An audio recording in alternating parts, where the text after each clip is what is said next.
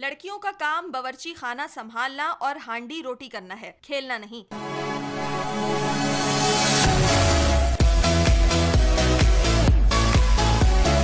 15 साला ज़ैनब ने समाज की बनाई हुई रिवायतों को फुटबॉल की किक मारी और मैदान आ पहुंची। मुझे अपने ऊपर बिलीफ है कि मैं इंशाल्लाह आगे तक जाऊंगी। मेरे अंदर जैसे जोश जनून है, जज्बा है। मैं यही चाहती हूँ कि जो भी और लड़कियाँ बाहर की हैं उन्हें भी आगे अपनी हिम्मत करके वो आगे अपना कदम बढ़ाएं और पाकिस्तान का नाम रोशन करें। ऐसी ही एक बाहिम्मत लड़की अरीबा भी है, जो एक मजदूर की बेटी है, लेकिन फुटबॉल से इसकी मोहब्बत और लगन को देखकर घर वालों ने इसे अपना आप मनवाने का मौका दे दिया। अब्बू ने तो मुझे साफ मना कर दिया था कि नहीं, कोई जरूरत नहीं है खेलने की, आगे जाके आपको हंडिया रोटी करनी है। मम्मा ने भी हमें बोल दिया था कि शादी तो होती रहेगी और घर के काम भी होते रहेंगे, जिसमें आप ज्यादा इंटरेस्ट रखते हैं आप पहले वो करें। इंशाल्लाह बहुत उम्मीद है कि आगे तक जाएंगे और इंशाल्लाह जरूर जाएंगे। इस एकेडमी में फुटबॉल का जनून रखने वाली और भी बच्चियां हैं, जो रोज घंटों प्रैक्टिस करती हैं। जोश और लगन ऐसी है कि वसाइल की कमी के बावजूद भी तपती धूप में ये लड़कियां लड़कों के साथ हिम्मत से खेलती नजर आती हैं। कोच कुरतुलैन हमीद का कहना है कि इन बच्चियों को मैदान तक लाना मुश्किल मरहला था, लेकिन उन्होंने ये चैलेंज कबूल किया। जहाँ मैं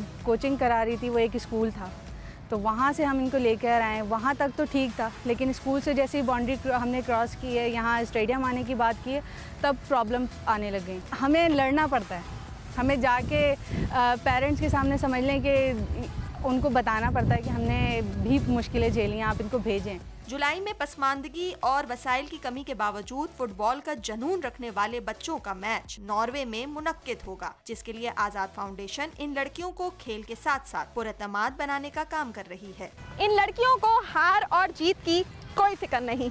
क्या ये जीत कम है कि ये जमाने भर से लड़कर इस मैदान में अपने आप को मनवाने के लिए पहुंची हैं। खेल का असल मैदान तो न जाने कब सजेगा, लेकिन इनकी हिम्मत से फतह का ताज इनके सर पर कब का सज चुका है। कैमरामैन दानिश शकील के साथ सिद्रा डार, न्यू न्यूज़, कराची।